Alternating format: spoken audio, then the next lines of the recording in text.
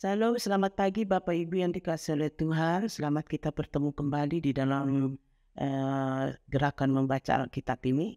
Sebelum kita membaca kebenaran firman Tuhan, mari kita terlebih dahulu berdoa minta pimpinan Tuhan. Bapa kami yang di dalam surga, kami menaikkan ucapan syukur kami kepadamu buat hari yang indah ini, buat penyertaan Tuhan, bahkan berkat-berkat Tuhan dalam kehidupan kami secara pribadi, lepas pribadi.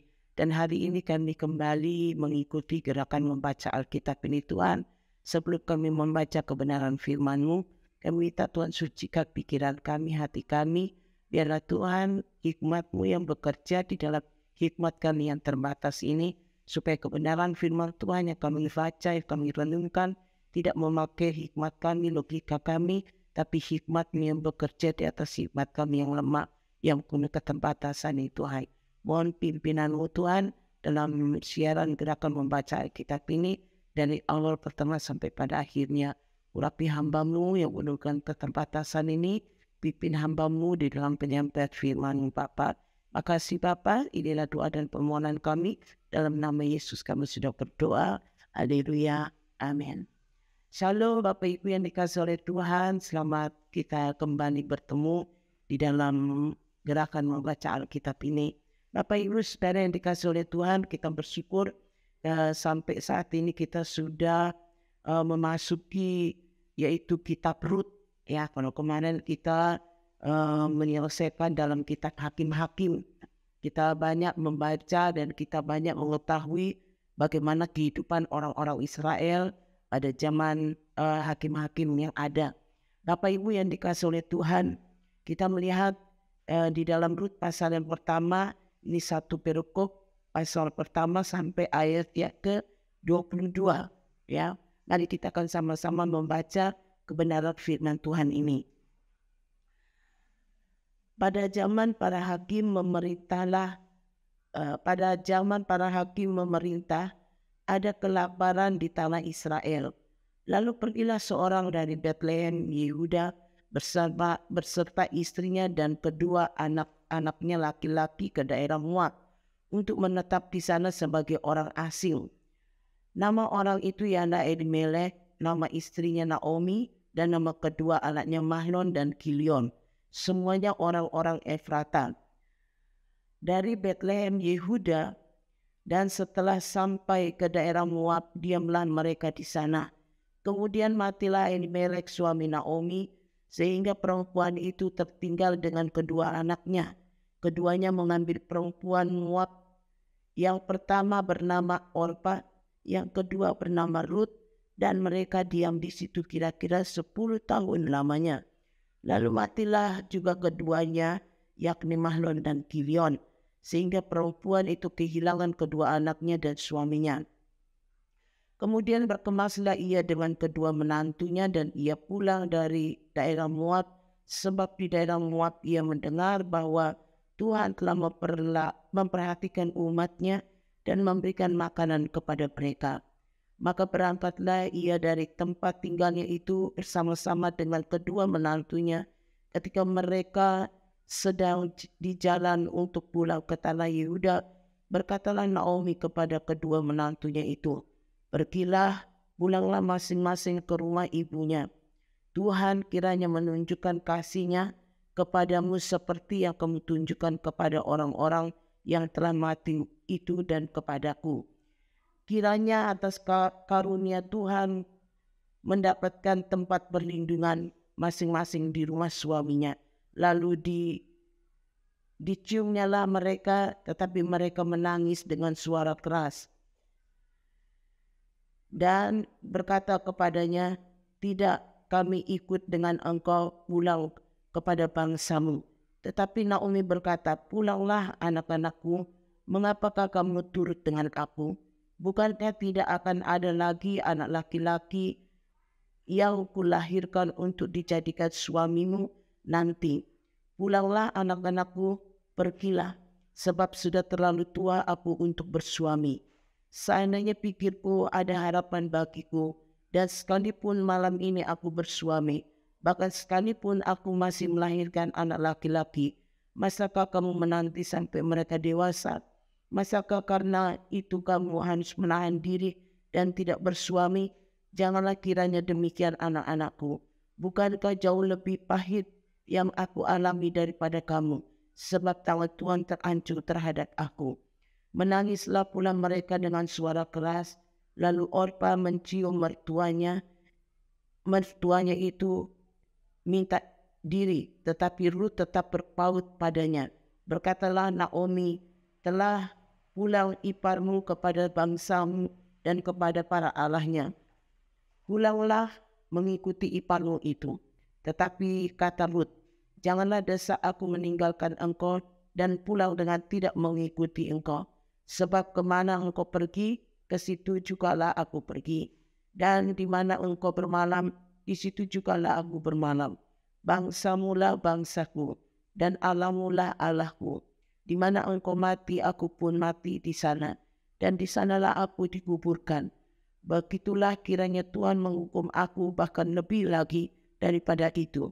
Jikalau sesuatu apapun memisahkan aku dari engkau selain daripada maut. Ketika Naomi melihat bahwa Ruth berkeras untuk ikut bersama-sama dengan dia, berhentilah ia berkata-kata kepadanya. Dan berjalanlah keduanya sampai mereka tiba di Bethlehem. Ketika mereka masuk ke Bethlehem, gemparlah seluruh kota itu karena mereka. Dan perempuan-perempuan berkata, Naomi kah itu? Tetapi ia berkata kepada mereka, janganlah sebutkan aku Naomi, sebutkanlah aku Mara, sebab Yang Maha Kuasa telah melakukan banyak yang baik kepadaku. Dengan tangan yang penuh aku pergi, tetapi dengan tangan yang kosong Tuhan memulangkan aku. Mengapakah kamu menyebutkan aku Naomi? Karena Tuhan telah naik saksi menentang aku, dan Yang Maha Kuasa telah menetapkan malapetaka kepadaku. Demikianlah Naomi pulang bersama-sama dengan Ruth, perempuan Moab itu, menantunya, yang turut pulang dari daerah Moab, dan sampailah mereka di Bethlehem pada permulaan musim menuai jelai. Baik Bapak Ibu yang dikasihi oleh Tuhan, ketika kita membaca dalam kitab Ruth ini, ya kalau kita melihat di dalam kitab Hakim-Hakim, di situ diceritakan bahwa ketika para hakim-hakim ini, zamannya para hakim, bangsa Israel atau orang-orang Israel, mereka berubah hatinya kepada Tuhan. Mereka berubah setia sama Tuhan. Mereka tidak lagi hidup takut akan Tuhan dan tidak lagi menghormati akan Tuhan. Ya, jadi kita melihat di sini kehidupan bangsa Israel atau orang Israel benar-benar membuat hati Tuhan itu kecewa. Ya, tapi kita melihat di sini di dalam kehidupan orang-orang Israel tidak lagi setia sama Tuhan. Hidup mereka bobrok di hadapan Tuhan. Tapi ada keluarga yang masih tetap setia, tetap mengasihi Tuhan, dan tetap dengar-dengaran akan semua perintah dan aturan Tuhan yang disampaikan oleh nabi-nabi, oleh hakim-hakim yang ada pada zaman itu.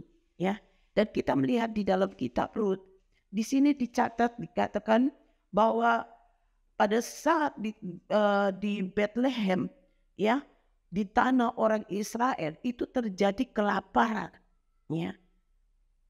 Pada musim kelaparan itu ada di tanah Israel, ya, mereka itu mengalami satu kelaparan. Ya, kalau di dalam ayat yang pertama, pada zaman para hakim memerintah ada kelaparan. Ya, di sini tidak ditulis berapa lama kelaparan itu terjadi, ya, tapi pada zaman masa hakim-hakim, pemerintahan hakim-hakim, di situ ada dikatakan masa kelaparan. Ya. Nah, ketika di tanah Israel ada masa kelaparan, ya, ada satu keluarga yang bernama Elimelek bersama istri dan anaknya. Pada saat di tanah Israel ada kejadian atau ada masalah kelaparan, keluarga ini yang hidup setia sama Tuhan, yang hidup takut akan Tuhan, di sini dicatat dikatakan keluarga ini meninggalkan tanah Israel atau Bethlehem yang ada. Ya, untuk apa? Untuk menghindari kelaparan. Ya, Bapak Ibu secara yang dikasih oleh Tuhan, secara manusia, pikiran manusia itu sangat bekerja pada zaman itu, ya. Pada pemerintahan hakim-hakim, pada itu terjadi kelaparan, dan di situ tidak ditulis berapa lama kelaparan itu terjadi, ya. Tapi secara manusia, pikiran manusia mulai bekerja saat kelaparan itu terjadi di negeri tanah Israel. Ya, mungkin manusia sudah tidak punya satu pikiran, ini masa kelaparan, berapa lama masa kelaparan, berapa lama barang-barang atau apa-apa yang kita timbul untuk mencukupi kita menghadapi masa kelaparan ini. Ya, cukup tidak apa yang kita sudah persiapkan jauh-jauh mungkin. Mungkin mereka tidak sangka-sangka masa kelaparan ini terjadi di tengah-tengah kehidupan mereka. Ya. Namun kita melihat di sini, yaitu seorang keluarga yang benar-benar setia sama Tuhan. Ya, dikatakan adalah keluarga Elimelek, ya, bersama istri Naomi dan kedua anak-anaknya laki-laki yang bernama Mahlon dan Kilion. Ya, itu mempunyai satu tujuan atau rencana. Ketika dia menghadapi di tanah Israel kelaparan yang ada, mereka mempunyai tujuan yang sama, sepakat untuk meninggalkan tanah Israel. Kemana? Ke daerah Moab. Yang mungkin secara pikiran manusia, ke daerah Moab itu akan menjamin, akan tidak ada kelaparan, tidak ada kesulitan di sana. Ya, Bapak Ibu yang dikasih oleh Tuhan, itu sebabnya ketika masa kelaparan itu terjadi di tanah Israel, ya, keluarga Elimelek mulai mengambil satu tindakan bahwa Allah, bahwa dia akan meninggalkan tanah Israel dan dia akan masuk ke daerah Moab yang ada. Ya, dia tidak mengenal daerah Moab, dia tidak tahu bagaimana keadaan daerah Moab. Ya. Dan pikiran mereka sepakat untuk menetap atau tinggal di daerah Moab yang ada. Dan apa yang terjadi ketika selama mereka ada di daerah Moab, bukan justru membaik, ya, justru dia akan mengalami sesuatu hal yang begitu mempahitkan atau menyakitkan, menyedihkan kehidupan Ibu Naomi secara pribadi. Ya. Bapak Ibu yang dikasih oleh Tuhan, kedua anaknya mengambil seorang istri yang di daerah Moab yang ada. Ya, masing-masing mereka, Mahlon dan Kilion, ini mengambil istri yang orang yang ada di Moab, yaitu Ruth dan Orpa. Nah, kita melihat di sini Bapak Ibu Saudara yang dikasih oleh Tuhan, apa yang dialami oleh Naomi, bahwa Allah tetap memperhatikan Naomi serta bekerja melalui orang lain. Jadi kadang Naomi berkata, Allah sudah mengajukan tangannya, Allah tidak lagi peduli dengan aku, Allah tidak lagi memperdulikan kehidupannya. Ya, justru itu sangat salah pemikiran Naomi. Ya. Apapun yang dihadapi oleh orang percaya atau orang Kristen yang setia sama Tuhan, ya. Jadi perkataan Naomi itu salah, bahwa Allah sesungguhnya tidak merancangkan rancangan-rancangan yang membawa kecelakaan kepada setiap umatnya. Ya. Jadi kita melihat di sini, jangan kita menganggap bahwa semua kesukaran dan penderitaan merupakan akibat dari ketidakadilan Tuhan atau ketidakkesenangan Allah kepada umatnya, tidak. Ya, justru di dalam kesukaran atau kepahitan ini yang kita alami, yang manusia sering alami, itu seakan-akan datang dari diri kita sendiri. Ya. Bahkan bisa juga datang dari iblis. Ya. Bukankah seringkali manusia hanya mengikuti keinginan hatinya sendiri, kehendak hatinya sendiri? Itu sebabnya kalau kita sudah mengikuti keinginan hati kita sendiri, mengikuti kehendak kita sendiri, maka yang akan kita hadapi adalah sesuatu hal yang tidak enak. Seperti keluarga Elimelek dan Ibu Naomi bersama kedua anaknya. Ketika terjadi kelaparan, masa kelaparan di tanah Israel, keluarga ini sepakat untuk meninggalkan tanah Israel yang ada, daerah mereka. Dan mereka memilih daerah yang mungkin pemikirannya akan membawa kesejahteraan di dalam kehidupannya, akan membawa sesuatu dalam kehidupan keluarga ini. Tapi apa yang terjadi? Setelah keluarga Elimelek bersama istri dan anak-anaknya menetap di daerah Moab yang ada, apa yang terjadi? Elimelek meninggal. Selang berapa tahun, kedua anaknya meninggal. Ya. Terkadang kita mengikuti apa yang menjadi kehendak kita, kemauan kita, emosi kita. Maka kita akan berkata, ini Tuhan punya rencana. Hello, ini bukan rencana Tuhan. Ya. Di dalam Yeremia pasal 29 ayat yang ke-11 di situ dikatakan.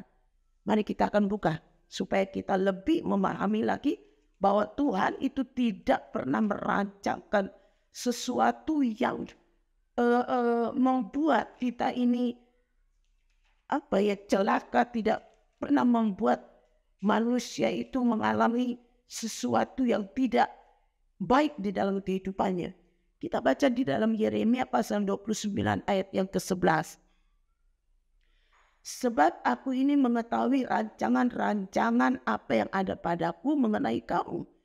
Demikianlah firman Tuhan, yaitu rancangan damai sejahtera dan bukan rancangan kecelakaan, untuk memberikan kepadamu hari depan yang penuh harapan. Ya. Jadi Tuhan itu mengetahui rancangan-rancangan apa yang ada pada kita. Dan rancangan Tuhan itu tidak akan membawa kecelakaan kepada kita umatnya. Justru setiap rancangan yang Tuhan rancangkan kepada umatnya adalah akan membawa satu, yaitu masa depan yang penuh harapan. Masa depan yang penuh gilang gemilang. Masa depan yang bisa dinikmati oleh umatnya yang dikasihinya. Ya. Jadi jangan menganggap kita berkata seperti Naomi, Tuhan sudah menghukum saya. Tuhan sudah tidak adil kepada saya. Tuhan tidak lagi memperhatikan saya. Tidak, Bapak Ibu. Terkadang apa yang menjadi keputusan kita, apa yang menjadi kehendak kita, itulah yang membuat kita mengalami penderitaan atau kesusahan karena diri kita sendiri. Bisa juga karena iblis yang ada. Ya. Jadi mari kita mau sadar, Bapak Ibu Saudara. Ya, kalau yang dikatakan bahwa Naomi mengatakan bahwa ini karena Tuhan tidak senang, karena Tuhan tidak adil, itu salah. Dalam Yeremia pasal 29 tadi dikatakan bahwa Tuhan mengetahui rancangan-rancangan apa yang ada pada. Dan setiap rancangan Tuhan itu tidak pernah gagal buat umatnya yang dikasihinya. Ya. Bapak Ibu Saudara yang dikasih oleh Tuhan, kita melihat di sini 10 tahun lamanya Naomi tinggal di daerah Moab yang ada bersama kedua menantunya. Ya. Jadi keteladanan Naomi ini menjadi berkat bagi kehidupan menantunya, khususnya Ruth. Ya.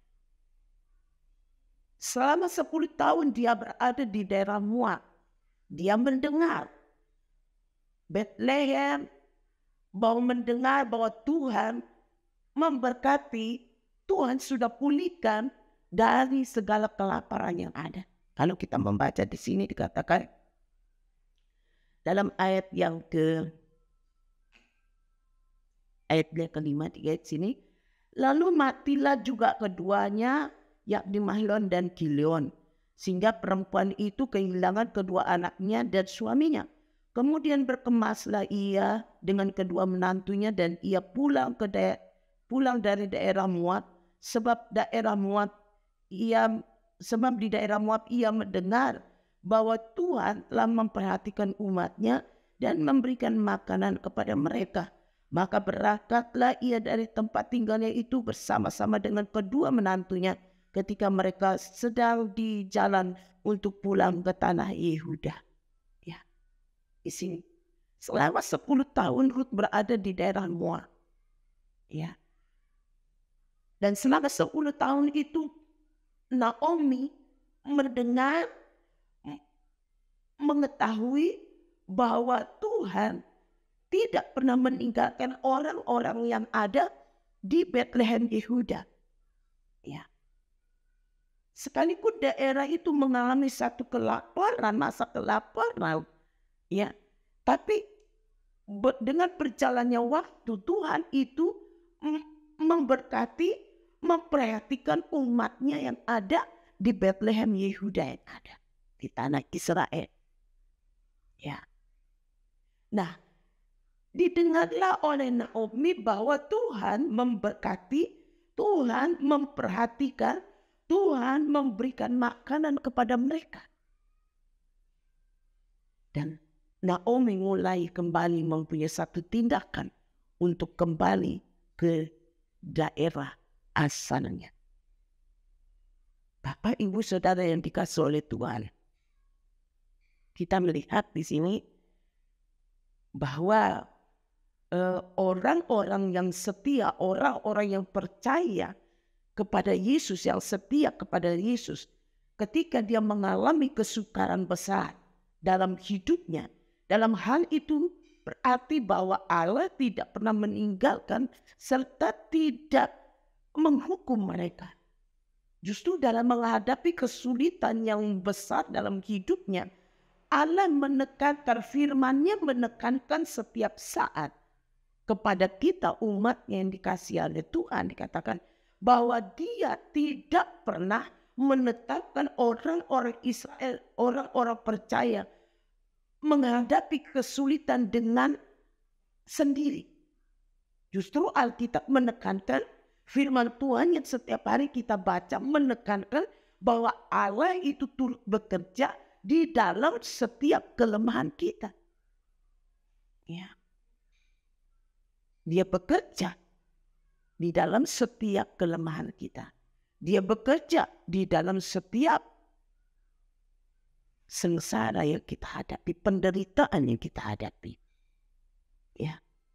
Coba kita melihat di dalam Roma.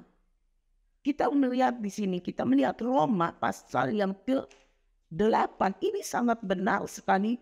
Saat kita aminkan bahwa Tuhan itu tidak pernah membiarkan kita menghadapi kesulitan itu sendiri dengan kekuatan kita sendiri, ya.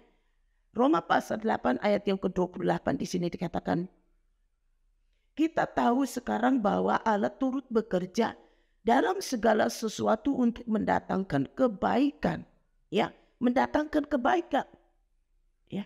Di saat orang percaya yang setia sama Tuhan menghadapi penderitaan yang begitu besar, menghadapi kesulitan yang terjadi di dalam kehidupannya, bukan Allah meninggalkan mereka, bukan Allah tidak peduli dengan mereka, ya. Justru Allah itu peduli dan Dia memperhatikan kehidupan umatnya yang setia kepadanya, ya. Sangat jelas firman ini dikatakan kita tahu bahwa Allah turut bekerja di dalam segala sesuatu untuk apa? Untuk mendatangkan kebaikan kita. Ya. Untuk mendatangkan kebaikan, ya, bagi kita, bagi mereka yang mengasihi, yaitu bagi mereka yang terpanggil sesuai dengan rencananya. Ya. Rencana Tuhan, ya. Kita melihat di sini Bapak Ibu Saudara yang dikasihi oleh Tuhan. Kalau saya menyimak di dalam Rut ini, apa yang dialami oleh Rut, keluarga Elimelech ketika dia menghadapi masa tanah Israel menghadapi masa kelaparan itu, saya kalau merenungkan, saya membaca bahwa Tuhan punya rencana. Ya, Tuhan punya rencana yang besar bagi kehidupan Naomi bersama keluarga, khususnya dalam menantu, yaitu menantu yang bernama itu. Ya. Kita melihat di sini bahwa ketika hidup Elimelek bersama istri dan anaknya, tetap percaya kepada Tuhan, tetap setia sama Tuhan. Apa yang dilakukan ketika dia menghadapi persoalan yang begitu berat di negeri orang lain, di negeri asing yaitu negeri Moab, Allah tidak pernah membiarkan mereka. Allah tidak sedang menghukum mereka. Tapi justru Allah merencanakan sesuatu yang baik supaya Naomi mengetahui, supaya Naomi menyadari bahwa Allah itu turut bekerja di dalam situasi yang dia hadapi. Ya.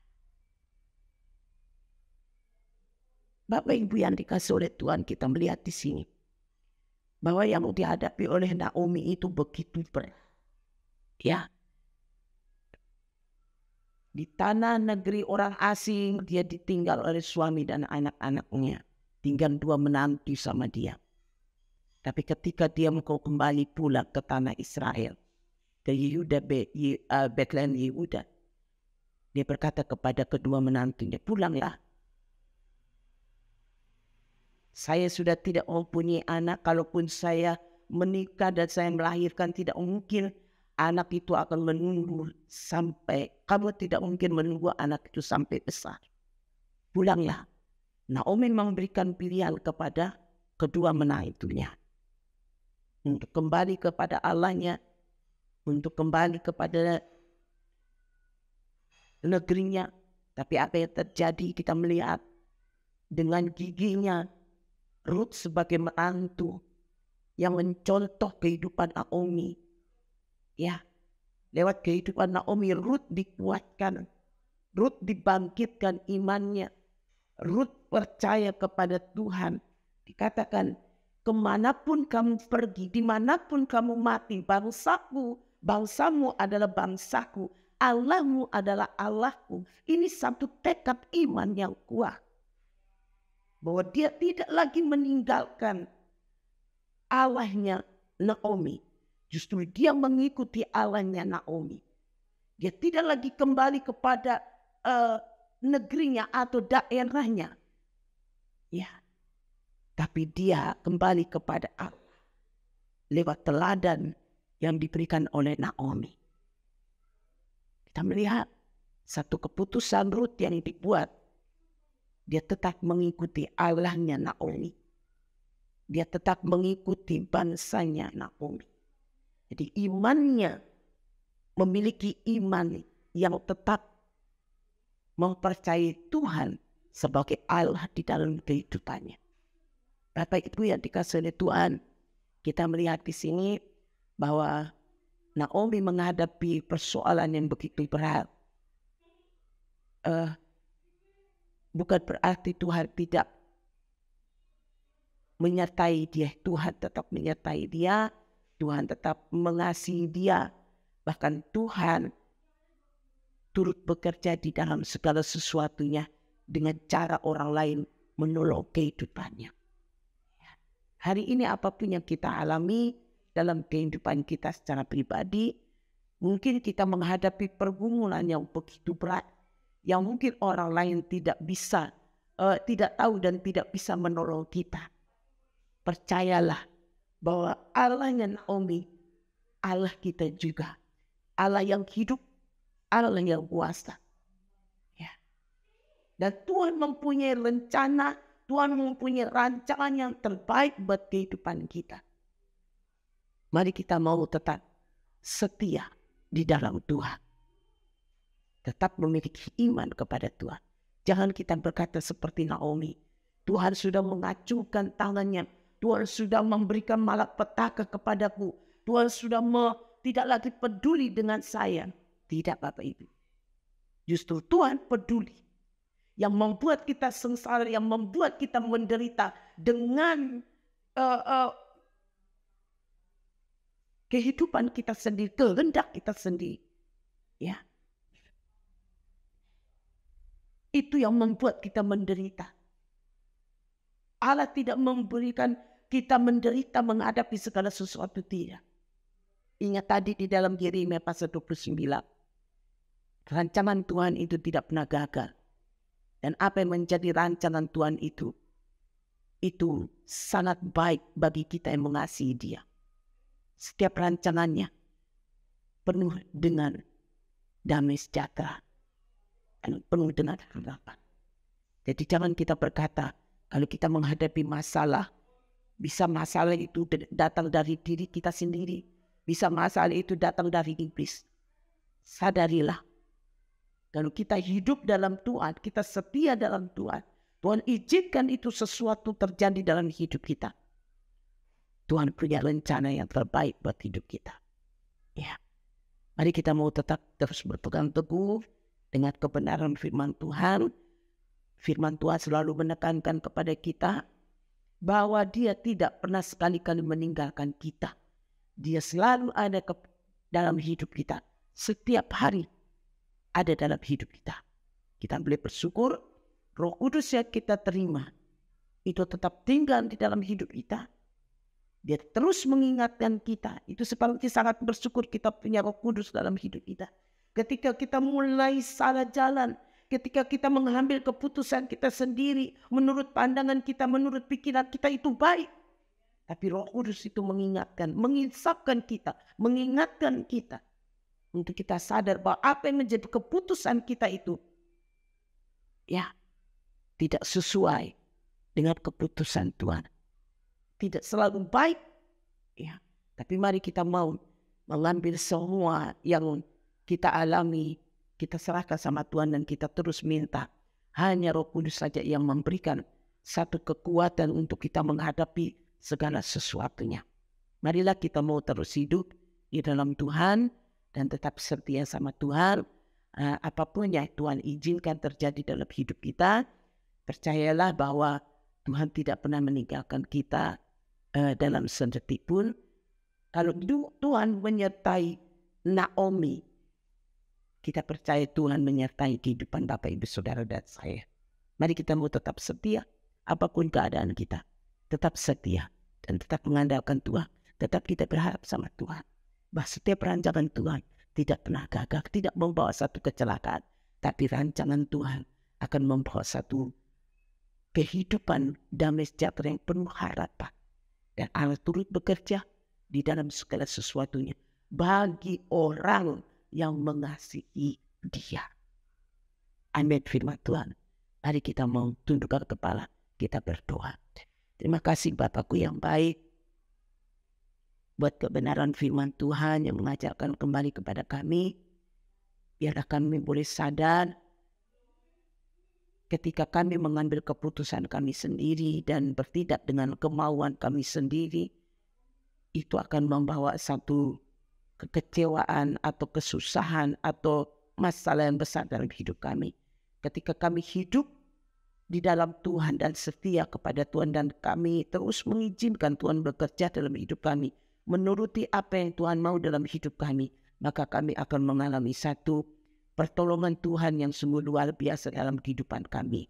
Terima kasih Bapa, tanamkan semua kebenaran firman Tuhan yang kami sudah baca, yang kami sudah renungkan pagi ini. Biarlah kami boleh tetap hidup setia sama Tuhan, hidup mengasihi Tuhan. Maka ketika kami hidup mengasihi Tuhan dan setia kepada Tuhan, firman Allah berkata bahwa Allah turut bekerja bagi kebaikan kami, dan Allah turut bekerja bagi orang-orang yang mengasihi Tuhan. Biarlah itu terjadi dalam hidup kami Bapa. Terima kasih Tuhan, terima kasih. Ampuni segala kekurangan hamba-Mu di dalam keterbatasan dalam penyampaian firman ini. Makasih Tuhan, berkati seluruh jemaat Tuhan, berkati orang-orang yang sedang mengikuti gerakan membaca Alkitab ini. Tuhan berkati mereka dimanapun mereka berada, apapun yang mereka hadapi. Tuhan berikan kekuatan, Tuhan berikan jalan keluar, Tuhan berikan kemampuan, biar damai sejahtera melimpah di dalam kehidupan mereka, dan mereka boleh terus melihat bahwa Tuhan itu turun campur tangan dalam setiap masalah yang mereka hadapi. Makasih Bapa, terima kasih Yesus. Inilah doa dan permohonan kami. Di dalam nama Yesus kami sudah berdoa. Haleluya. Amin. Salam, selamat siang. Tuhan memberkati kita semua.